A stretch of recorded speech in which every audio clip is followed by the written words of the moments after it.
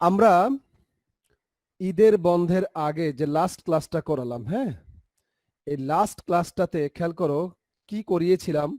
আমার যদ্দূর মনে পড়ে আমি নার্স্টের তত্ত্ব বুঝাচ্ছিলাম এবং কোষে বিভব কিভাবে সৃষ্টি হয়, একটি তড়িৎদ্বারে বিভব কিভাবে সৃষ্টি হয় সেগুলা দেখি তোমাদের মনে আছে কিনা খেয়াল করো একটু।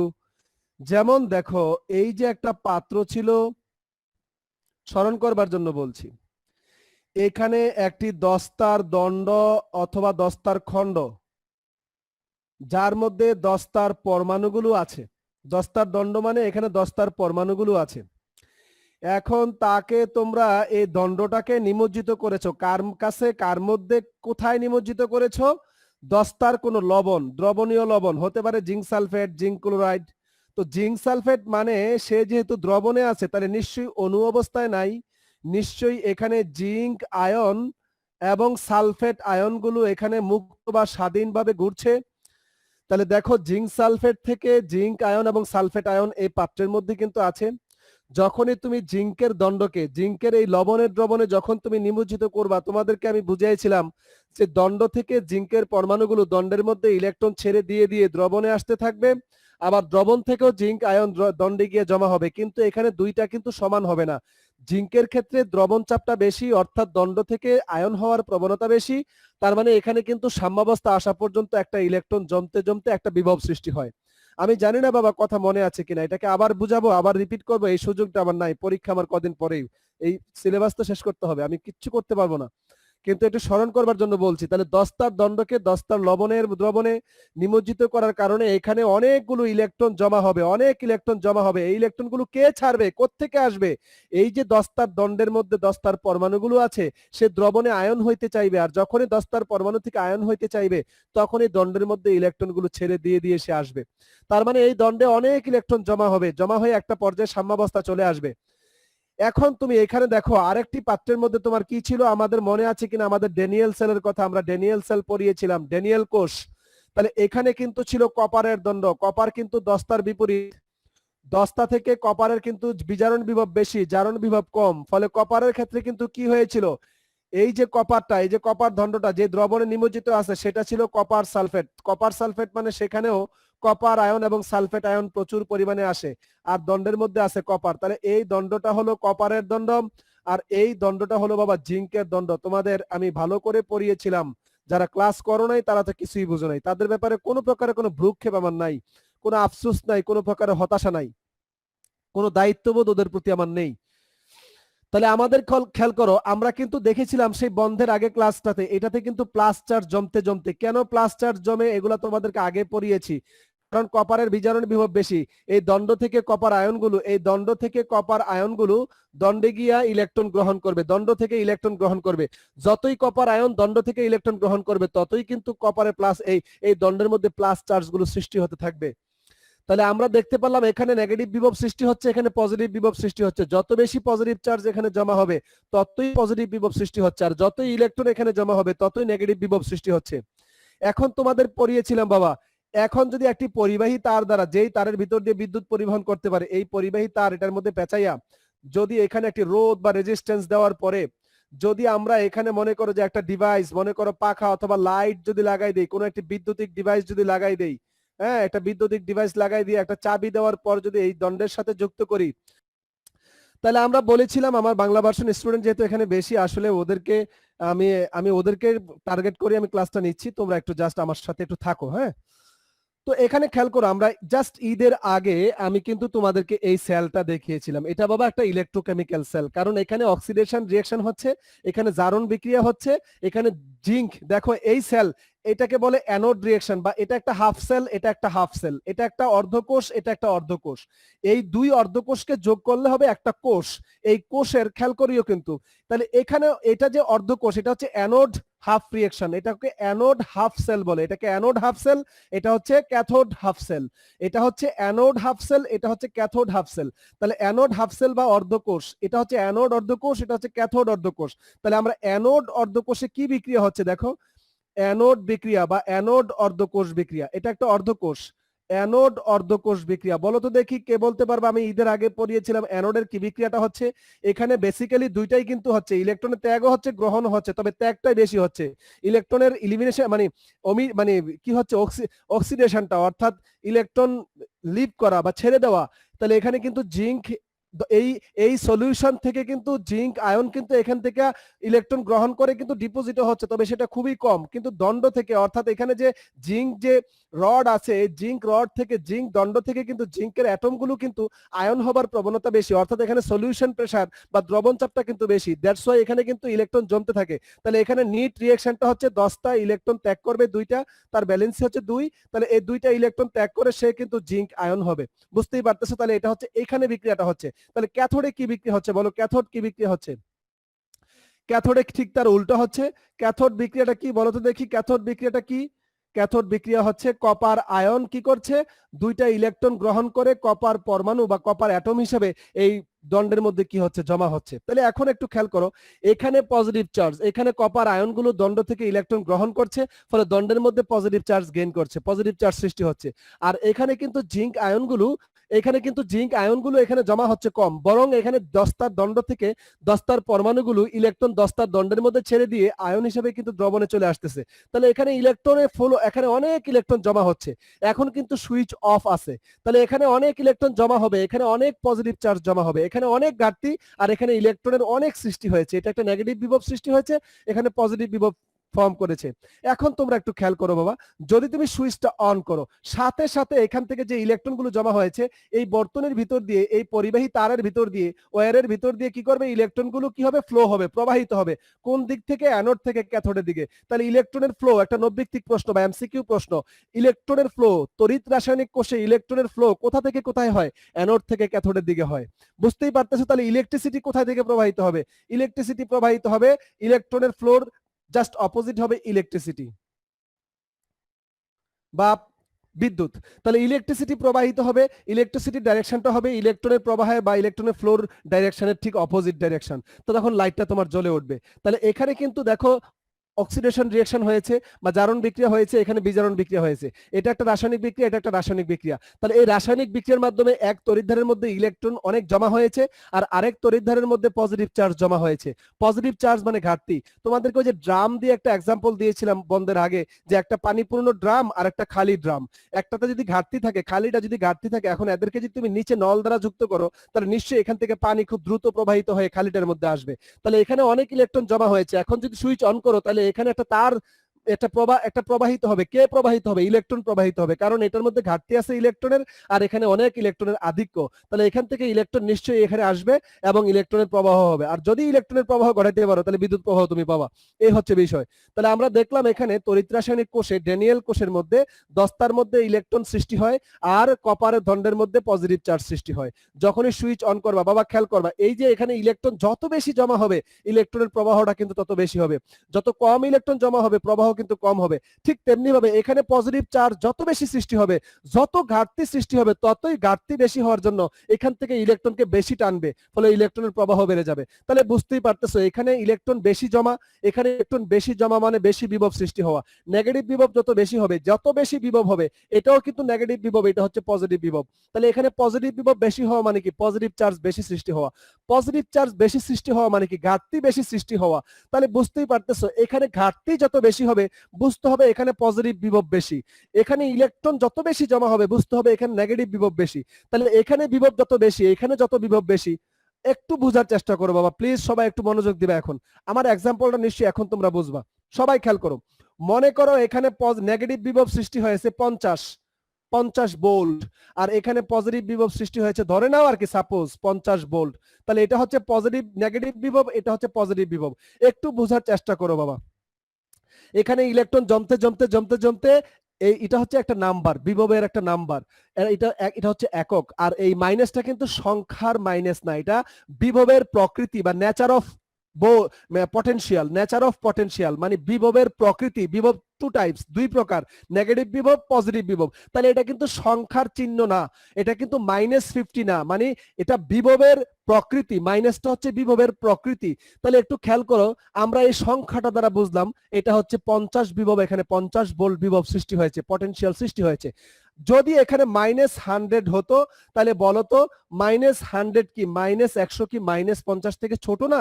তাহলে মনে হবে কি এখানে বিভব কম? না বাবা, মাইনাসটা হচ্ছে বিভবের চিহ্ন।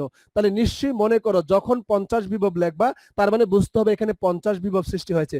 যখন 100 তার মানে কিন্তু -100 মানে কিন্তু বিভবটা কম না, বিভবটা কিন্তু তার ডাবল হয়ে গেছে। মাইনাসটা হচ্ছে বিভবের চিহ্ন, এটা সংখ্যার চিহ্ন না। তোমরা আবার এটা মনে করো না স্যার -50 থেকে তো -100 ছোট। না বাবা, ওটা না। -50 এটা হচ্ছে বিভবের মাইনাস, এটা সংখ্যার মাইনাস না। তাহলে 50 ভোল্ট বিভব আর 100 ভোল্ট বিভব, নিশ্চয়ই 50 ভোল্ট থেকে 100 ভোল্ট অনেক বেশি। তাইলে বাবা এখানে ইলেকট্রন জমতে জমতে যদি 50 বিভব হয়, 50 বিভব হয় বা ভোল্ট হয়, খেয়াল করো তাহলে 50 ভোল্ট হলে তখন ইলেকট্রনের প্রবাহ যা হবে, যদি এখানে জিঙ্ক না ব্যবহার করে, যদি আমরা জিঙ্ক এখানে এখানে সলিউশনের গাঢ়ত্বের উপর ডিপেন্ড করবে, অনেক কিছুর উপর ডিপেন্ড করে বিভবটা। তাহলে আমরা যদি এখানে অ্যালুমিনিয়াম জিঙ্কের পরিবর্তে যদি এখানে অ্যালুমিনিয়াম দণ্ড ব্যবহার করতাম তাহলে দেখা যেত যে এই বিভবটা আরো বেশি হয়ে যেত। কারণ যত বেশি সক্রিয়তার সিরিজে, ওই যে আমাদের ইলেকট্রোকেমিক্যাল সিরিজ আছে, কে না কে মেগায় বেরেলো যেন ফিরে সুস্মিতাকে পাবে, ওই যে সিরিজটা, সেখানে যে ধাতু যত ওপরে তার জারণ বিভব তত বেশি, তার ইলেকট্রন ত্যাগ করার টেন্ডেন্সি তত বেশি। তার মানে বাবা তুমি জিঙ্ক বা দস্তা এখানে নিলে যে বিভব পাবা, নেগেটিভ বিভব পাবা, এখানে যেই পরিমাণ ইলেকট্রন জমা হবে, জিঙ্কের উপরে যে ধাতুগুলো আছে তাদেরকে যদি তুমি নাও, অ্যালুমিনিয়ামকে তুমি যদি নাও, তুমি যদি এখানে অন্য আরো সক্রিয় ধাতু নাও, তাহলে তার বিভবটা আরো বেশি সৃষ্টি হবে, কারণ কি তার ইলেকট্রন ত্যাগ করার টেন্ডেন্সি আরো বেশি। তার মানে এখানে সাম্যাবস্থা আসার আগ পর্যন্ত এখানে অনেক বেশি ইলেকট্রন জমা হবে। তাহলে বুঝতেই পারতেছো এখানে বিভব যদি 50 ভোল্ট থাকে তখন ইলেকট্রনের যে প্রবাহটা হবে, যে চাপটা থাকবে ইলেকট্রন এখান থেকে ওখানে যাওয়ার। বাবা আমি তোমাদের একটা কথা এক্সাম্পল দিয়েছিলাম, এখানে একটা ড্রাম আছে 50% পূর্ণ পানি দ্বারা, আর এখানে একটি খালি ড্রাম আছে একদম এখানে নল দ্বারা এখন যুক্ত। এখন তুমি ট্যাপটা ছেড়ে দাও, তাহলে এই খালি ড্রাম 50% ড্রাম পানি আছে, এখন এখান থেকে পানি এখানে কিন্তু আসবে, যে স্পিডে আসবে, ড্রামটি যদি 100% পূর্ণ থাকতো, একদম 100% পূর্ণ থাকতো, তাহলে কিন্তু আরো বেশি পরিমাণ পানি, আরো বেশি দ্রুত পানি এখান থেকে এখানে আসবে। বুঝতেই পারতেছো এখানে বিভব মানে ইলেকট্রন জমা হওয়া পরিমাণ, তার পরিমাণ যদি 50 ভোল্ট হয় তাহলে এখানে ইলেকট্রন এই তড়িৎদ্বার থেকে এই তড়িৎদ্বারের দিকে যাবে, তবে যেই গতিতে যাবে, যেই স্পিডে যাবে, যদি এই তড়িৎদ্বারের বিভব যদি আরো বেশি হয়, 100 বিভব 200 বিভব হয়ে যায়, 200 ভোল্ট হয়ে যায়, নিশ্চয়ই বুঝতে পারতেছো এখান থেকে ইলেকট্রন এখানে যাবে, আরো স্পিডে যাবে, তার মানে সে আরো ব্যাক পাবে, সে আরো বল পাবে এখান থেকে এখানে যাওয়ার জন্য। তাহলে এখন চেষ্টা করো তুমি এই যে ইলেকট্রনকে এই তড়িৎদ্বার থেকে ধাক্কাইয়া সরাইয়া এখানে আনবে, নিশ্চয়ই ইলেকট্রনকে এক জায়গা থেকে আরেক জায়গায় নিতে একটা কাজ হবে, এটাকে ইলেকট্রন স্থানান্তর হচ্ছে, তার কাজ হচ্ছে, আর এই কাজ করতে কি লাগবে? শক্তি লাগবে, বল লাগবে। তাহলে যে বলটা, অদৃশ্য বলটা ইলেকট্রনকে এখান থেকে ধাক্কাইয়া এখান থেকে নিয়ে আসে, সেই অদৃশ্য বলটাকে বলে তড়িৎ চালক বল। তড়িৎ চালক বল, ইলেকট্রোমোটিভ ফোর্স, মোটিভ মানে মুভ করতে, ইলেকট্রো মানে ইলেকট্রনকে মুভ করতে, কোথায় থেকে? এক তড়িৎদ্বার থেকে আরেক তড়িৎদ্বারের দিকে। তাহলে ইলেকট্রনকে এক তড়িৎদ্বার থেকে আরেক তড়িৎদ্বারের দিকে মুভ করতে যে ফোর্সটা, যে বলটা কাজ করছে, এটাই হচ্ছে ইএমএফ, ইলেকট্রোমোটিভ ফোর্স। বুঝতে পারছো? এটাকে বাংলায় বলি তড়িৎ চালক বল। তাহলে আমরা একটু খেয়াল করছি বাবা, যখনই সুইচটাকে অন করব তখন এই তড়িৎদ্বার থেকে ইলেকট্রন এই তড়িৎদ্বারের দিকে যাবে, কিন্তু ইলেকট্রন তো যাবে, তার জন্য একটি ফোর্স, একটি কাজ করবে। এই ফোর্সটা কখন বেশি হয়? যদি এর বিভব যত বাড়বে। এখানে 50 বিভব ভোল্ট হলে যেইটুকু ইলেকট্রন যাবে, যেই হারে যেই স্পিডে ইলেকট্রন যাবে, যদি বিভব আরো 100 হয় তাহলে ডাবল হবে, আরো 200 যদি বিভব হয়ে যায়, 200 ভোল্ট যদি হয়ে যায়, তাহলে আরো বেশি ইলেকট্রন স্পিডে যাবে, তার মানে তার ইএমএফ বেড়ে যাবে, প্রবাহ মাত্রা বেড়ে যাবে, লাইটটা আরো উজ্জ্বল ভাবে জ্বলবে। তার মানে যেই কোষের ইএমএফ বেশি, যেই কোষের ইএমএফ বেশি, এর মানে হলো যেই কোষের ভিতরে ইলেকট্রন যত দ্রুত এক তড়িৎদ্বার থেকে আরেক তড়িৎদ্বারের দিকে যায়, সেই তড়িৎদ্বারের ইএমএফ বেশি, আর যেই তড়িৎদ্বারের ইএমএফ বেশি, প্রবাহ মাত্রা বেশি, সেই তড়িৎদ্বারের যে ডিভাইস, লাইট বলো ফ্যান বলো, সেটা আরো স্পিডে আরো অধিক আলো দিবে। তাহলে বুঝতেই পারতেছো বাবা, ইলেকট্রনের প্রবাহ যত বেশি হবে, বেশি তড়িৎ প্রবাহিত হবে, প্রবাহ মাত্রা বেশি হলে আমরা আলো বেশি পাবো। আর ইলেকট্রনের প্রবাহ মাত্রা, ইলেকট্রনের প্রবাহ বেশি হবে না কম হবে, এটা ডিপেন্ড করে এই তড়িৎদ্বারের বিভবের উপর। এই বিভব যত বেশি হবে তত বেশি প্রবাহিত হবে। ঠিক তেমনি ভাবে বাবা, এখানে ঘাটতি যদি 50 হয়, তাহলে যেই পরিমাণ ঘাটতি, যেই পরিমাণ ইলেকট্রন এখানে আসবে, বাবা এখানে যদি ড্রামটা যদি পূর্ণ ঘাটতি না থেকে যদি হালকা পূর্ণ থাকতো, এর থেকে এটা হচ্ছে এখানে, এটা হচ্ছে এখানে, তো এদের লেভেলটা সমান হওয়া পর্যন্ত পানি কিন্তু এখান থেকে এখানে আসতে থাকবে, কিন্তু স্পিড খুব কম হবে। কারণ কি? এটার সাথে এটার ঘাটতি কিন্তু খুব বেশি না, অল্প একটু ঘাটতি আছে, আছে, এই ঘাটতি সমান হওয়া পর্যন্ত পানি আসতে থাকবে। তাহলে বুঝতেই পারছো এটা হচ্ছে পূর্ণ, এটা হচ্ছে ঘাটতি। ঘাটতি কিন্তু কম বেশি হতে পারে। তাহলে এখানে যে পজিটিভ বিভব, এখানে যে পজিটিভ চার্জ, তার বিভব বা পজিটিভ পটেনশিয়াল যদি হয় 50 ভোল্ট, তাহলে এটা যদি 100 ভোল্ট হয়ে যায়, অর্থাৎ ঘাটতিটা যদি ডাবল হয়ে যায়, তাহলে নিশ্চয়ই ইলেকট্রন ফ্লোটা এখান থেকে এখানে আসার যে ফ্লোটা আরো বেড়ে যাবে। যদি বিভবটা পজিটিভ বিভবটা যদি আরো বেশি হয়ে যায়, 200 ভোল্ট হয়ে যায়, তাহলে কিন্তু এখান থেকে ইলেকট্রনের ফ্লোটা এখানে আসার ফ্লোটা আরো বেড়ে যাবে। তাহলে আমরা বুঝতে পারতেছি বাবা, এই দুইটার যোগফলটা যত বেশি হবে, একটু খেয়াল করো তো সবাই, মনোযোগ দাও একটু। আমি জানি না কথাটা কতটুকু বুঝতেছো। স্যার আমার একটা কোশ্চেন ছিল। জি বলেন। স্যার ওই যে এক তড়িৎদ্বার হতে আরেক তড়িৎদ্বারে যাওয়া, এটা কি ইলেকট্রন যাওয়ার যে বলটা, সেটা কি ওই যে তড়িৎচালক বল? হ্যাঁ হ্যাঁ হ্যাঁ, একটা বল কাজ করছে। আচ্ছা, এই বলটা কিসের উপর ডিপেন্ড করতেছে স্বামী? এই বিভব যত বেশি হবে, এই জি বিভবের স্যার, পরিমাণ বিভব। বেশি হবে, ইলেকট্রন যত বেশি জমবে। ওই যে পানি দিয়ে উদাহরণ দিলাম, যেই পাত্র থেকে পানি খালি পাত্রে যাবে, এই পাত্রে পানি 50% থাকলে যেই ফ্লোতে যাবে 100%, পূর্ণ পাত্রটা হলে তাহলে কি আরো বেশি স্পিডে যাবে না? তার মানে এই তড়িৎধারে এই পাত্রে আমরা জানি ইলেকট্রন জমা হয়, এই ইলেকট্রন যত বেশি জমা হবে তার নেগেটিভ বিভব তত বেশি, আর যত বেশি বিভব হবে ততই ইলেকট্রনের প্রবাহ এই তড়িৎদ্বার থেকে এই তড়িৎদ্বারে বেশি হবে। বুঝতে পেরেছো?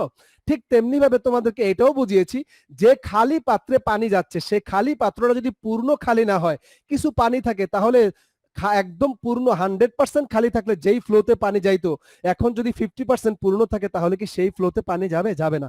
তার মানে বাবা, দুইটা জিনিসের উপর ফ্লোটা ডিপেন্ড করতেছে, এটার ঘাটতির পরিমাণের উপর। তার মানে এটার পজিটিভ বিভব যত বেশি হবে তত ফ্লো বাড়বে, আর এটার ইলেকট্রন যত বেশি জমা হবে, অর্থাৎ এটার নেগেটিভ বিভব যত বাড়বে ততই ইলেকট্রনের প্রবাহটা কি হবে? বেশি হবে। আমি দুইটা জিনিস বলছি বাবা, দুইটা তড়িৎদ্বারের উপরে ডিপেন্ড করে, দুইটা তড়িৎদ্বারের বিভবের উপর ডিপেন্ড করে। তবে একটা তড়িৎদ্বারের বিভব কিন্তু হচ্ছে নেগেটিভ বিভব, আর একটা তড়িৎদ্বারের বিভব কিন্তু হচ্ছে পজিটিভ বিভব। দুটোটার বিভব যত বাড়বে, অর্থাৎ দুটোটার যোগফল যত বেশি হবে, এই 50 আর 50 যোগ করে কত হয়? 100। আর এই 100 আর এই প্লাস 100, বাবা এটা কিন্তু তোমরা চিহ্ন সহ যোগ করবা না। দেখো আমি তোমাদেরকে একটা কথা বলি, ধরো প্লিজ আমার এই কথাটা খেয়াল করো, একটা স্কেল ধরো, স্কেল। আমরা যে এই যে এক্স অক্ষ ওয়াই অক্ষ ধরি না, এটা কি? এটা বলো তো দেখি। এটা হচ্ছে মূল বিন্দু। এখন তুমি খেয়াল করো, এদিকে গেলে কি হবে বলো? মনে করো এই পর্যন্ত হচ্ছে +100, +100, এটা হচ্ছে 0, তাহলে এই পর্যন্ত কি বলো? -100। তাহলে -100 থেকে +100 পর্যন্ত পার্থক্যটা কত? 200 না? -100, তারপরে 0, তারপরে +100, তাহলে কয়শো গড়ের পার্থক্য হলো? 200 না? কিন্তু তোমাকে যদি বলা হয় যে এইটা আর এটার যোগফল কত, তাহলে এইটার এটার যোগফল যদি তুমি করো, তাহলে -100 আর +100 যোগফল হচ্ছে 0। এইভাবে যোগ করে যোগফলের কথা বলা হয়নি। কথাটা অনেকে বুঝে নাই। আমি বলছি, মনে করো এই তড়িৎদ্বারের বিভব হচ্ছে 100 ভোল্ট, আর এই তড়িৎদ্বারের বিভব হচ্ছে 100 ভোল্ট, তাহলে দুটোটার যোগফল কত? অনেকে মনে করবে স্যার 0। কেন? এটা -100, এটা +100। তোমাকে চিহ্নগুলো সহ যোগ করতে বলা হয়নি, জাস্ট বিভবের সংখ্যাটা যোগ করতে বলা হয়েছে। আমি বুঝাইতে পারিনি, আমি আবারও বলছি, -100 থেকে 0, তারপরে আরো 100, তাহলে -100 থেকে +100, এদের মধ্যে পার্থক্যটা কত? 200। তাহলে এটা আমরা কি সাধারণ ম্যাথমেটিক্যালি যোগ করছি, নাকি জিনিসটা বুঝার বিষয় যে -100 থেকে 0, তারপর হচ্ছে +100, তার মানে এদের মাঝে পার্থক্যটা হলো 200। তাহলে এখানে যদি বিভব থাকে মাইনাস বিভব -100 ভোল্ট, আর এখানে যদি পজিটিভ 100 ভোল্ট থাকে, তাহলে এদের মাঝে বিভব পার্থক্যটা কত? এটার বিভব হচ্ছে -100 ভোল্ট, এটার বিভব হচ্ছে +100 ভোল্ট, তাহলে এই দুইটার মাঝে বিভব পার্থক্য কত? 200। তাহলে এটাকে আমরা দোনোটাকে যোগ করেছি চিহ্ন সহ, নাকি সংখ্যাটাকে শুধু যোগ করেছি? সংখ্যা। প্রশ্ন থাকলে বলতে পারো। তাহলে একটু খেয়াল করো, তুমি যদি মনে করো এই তড়িৎদ্বারের বিভব 50 ভোল্ট মাইনাস, আর এই তড়িৎদ্বারের বিভব 50 ভোল্ট প্লাস, তাহলে এদের মাঝে বিভব পার্থক্য কত? 0 নাকি 100? 100।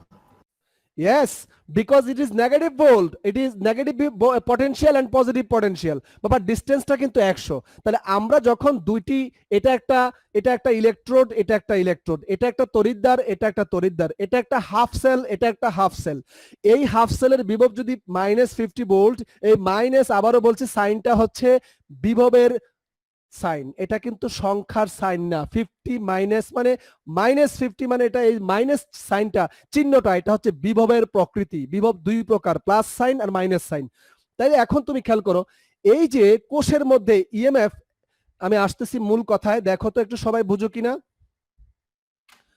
ইএমএফ, কোন কোষের EMF, electromotive force, equal to হচ্ছে ইকুয়াল টু হচ্ছে, মনোযোগ দিবেন প্লিজ, ইকুয়াল টু হচ্ছে ই anode oxidation plus E cathode reduction. এখন একটু বোঝার চেষ্টা করো এটা দ্বারা কি বুঝাইছি। আচ্ছা এখানে যে বিভবটা মাইনাস, এই যে -50, এটা কি ধরনের পটেনশিয়াল, কি ধরনের বিভব? জারণ বিভব না? এটা কি জারণ বিভব না? এখানে কি ইলেকট্রন এই ত্যাগ করার কারণে, জারণ বিক্রিয়া হওয়ার কারণে ইলেকট্রনগুলো জমেছে না? ফলে এটার যে বিভবটা, এই যে পটেনশিয়ালটা, এটা কি জারণ বিভব না অক্সিডেশন? এই যে ই অ্যানোড, ই মানে হচ্ছে পটেনশিয়াল ইএমএফ, তাহলে এখন ই অ্যানোড অক্সিডেশন মানে কি অ্যানোডের জারণ বিভব। তাহলে বাবা এখানে এই অ্যানোডের জারণ বিভব হচ্ছে 50 আর এখানে ক্যাথোডের বিজারণ বিভব হচ্ছে 50। তাহলে এখন তুমি চিহ্নটা ছাড়া তুমি কি করবে একটু খেয়াল করো, আবার বলি। তাহলে এখন এই ইএমএফ কত, এই কোষের যদি এই ইলেকট্রোডের পটেনশিয়াল যদি হয় 50, এই ইলেকট্রোডের পটেনশিয়াল যদি হয় 50, তাহলে এই অক্সিডেশন পটেনশিয়ালও 50, রিডাকশন পটেনশিয়ালও 50। বাবা একটু খেয়াল করো এখানে বিভবটা কিন্তু দুই ধরনের, একটা হচ্ছে অক্সিডেশন পটেনশিয়াল আর একটা হচ্ছে রিডাকশন পটেনশিয়াল। অক্সিডেশন পটেনশিয়ালটাকে সাইন দেই আমরা মাইনাস, আর রিডাকশন পটেনশিয়ালটাকে আমরা সাইন দেই প্লাস। তুমি সাইনটার কথা ভুলে যাও, তুমি জাস্ট পটেনশিয়ালের মানটা, বিভবের মানটার দিকে খেয়াল করো। এখানে বিভব 50, এখানে বিভব 50, দুই তড়িৎদ্বার, এটা একটা তড়িৎদ্বার, এটা একটা তড়িৎদ্বার, দুই তড়িৎদ্বারের বিভবের যোগফলটা কত? 100। তাহলে দুই তড়িৎদ্বারের যোগফল হচ্ছে 50 প্লাস 50 ইকুয়াল টু হচ্ছে 100। তার মানে তখন তার ইলেকট্রোমোটিভ ফোর্স, মানে যে বলটা ইলেকট্রনকে এখান থেকে এখানে নিয়ে আসবে, তখন হচ্ছে 100। কিন্তু যদি বিভব 100 হতো, তাহলে 100 প্লাস 100 ইকুয়াল টু হতো 200, তখন ইএমএফটা আরো বেড়ে যেত, ইলেকট্রোমোটিভ ফোর্সটা আরো বেড়ে যেত। যদি বিভব এটা 200 হয়, এটা 200 হয়, বা এটা 200 হয়, এটা 100 হয়, তাহলে 200 প্লাস 100 তখন হয়ে যাবে 300। তার মানে দুইটা তড়িৎদ্বার, এটা একটা হাফ সেল, এটা একটা হাফ সেল, এটা একটা তড়িৎদ্বার, এটা একটা তড়িৎদ্বার, এটা একটা ইলেকট্রোড, এটা একটা ইলেকট্রোড। এখন এই দুই ইলেকট্রোডের মধ্যে বিভব আছে, বিভবের প্রকৃতি ভিন্ন, একটা পজিটিভ বিভব, একটা নেগেটিভ বিভব, একটা অক্সিডেশন বিভব, একটা রিডাকশন বিভব, রিডাকশন পটেনশিয়াল, অক্সিডেশন পটেনশিয়াল, একটু বোঝার চেষ্টা করিও।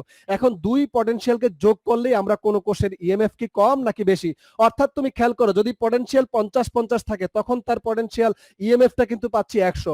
তখন ইলেকট্রনের প্রবাহ যা হবে, তখন ইলেকট্রিসিটি প্রবাহিত যা হবে, এবং লাইটটা যেই পরিমাণ আলো দিবে, যদি তোমার পটেনশিয়াল 100 হয়, তখন ইএমএফ কিন্তু 200 হয়ে যাবে, তখন কিন্তু তার লাইটের আলোটা আরো বেড়ে যাবে, দ্বিগুণ হয়ে যাবে, ইলেকট্রন প্রবাহিত আরো বেশি হবে। যদি তোমার পটেনশিয়াল 200 হয়, 400 হয়ে যায় ইএমএফ এর মান, তখন কিন্তু পটেনশিয়ালটা আরো বেশি হলো, ইএমএফ এর মানটা আরো বেড়ে গেল, ফলে সেখানে ইলেকট্রন বিদ্যুৎ প্রবাহ মাত্রা আরো বেশি পাবো এবং লাইট বেশি আলোকিত হবে। কথা বুঝতেছো? তাহলে কোন কোষের ইএমএফ মানে ইলেকট্রোমোটিভ ফোর্সটা, অর্থাৎ যেই ফোর্সটা ইলেকট্রনকে এক তড়িৎদ্বার থেকে ধাক্কাইয়া ফ্লো করে, প্রবাহিত করে আরেক তড়িৎদ্বারে নিয়ে যাবে, ওই শক্তিটা, ওই যে ফোর্সটা, ওই ফোর্সটাই হচ্ছে ইলেকট্রোমোটিভ ফোর্স। আর কোন কোষের ইলেকট্রোমোটিভ ফোর্সটা বেসিক্যালি তার দুই অর্ধকোষের যে বিভব আছে তার যোগফলের সমান। অর্থাৎ একটা বিভব হচ্ছে অক্সিডেশন বিভব আর একটা হচ্ছে রিডাকশন বিভব।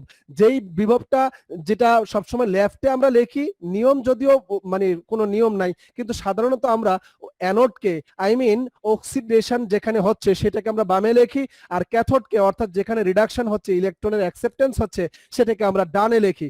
আর মনে রেখো সবসময় সক্রিয়তার সিরিজে যে ধাতুটা উপরে অবস্থান করে তাকে আমরা অ্যানোড হিসেবে রাখি, আর সক্রিয়তার সিরিজে যে ধাতুটা নিচে অবস্থান করে তার অক্সিডেশন পটেনশিয়াল কম, রিডাকশন পটেনশিয়াল বেশি, তাকে আমরা সবসময় ক্যাথোডে রাখি, তাকে আমরা সবসময় ডানে রাখি। আমি জানি না সময় কতটুকু আছে। না, আজকে আর তোমাদেরকে পড়াতে পারছি না, আজকে আসলে মাত্র 2 মিনিট আছে, এখন এটা এখান থেকে আগামী ক্লাসে শুরু হবে। মানে এই যে ইএমএফ এর, হ্যাঁ হ্যাঁ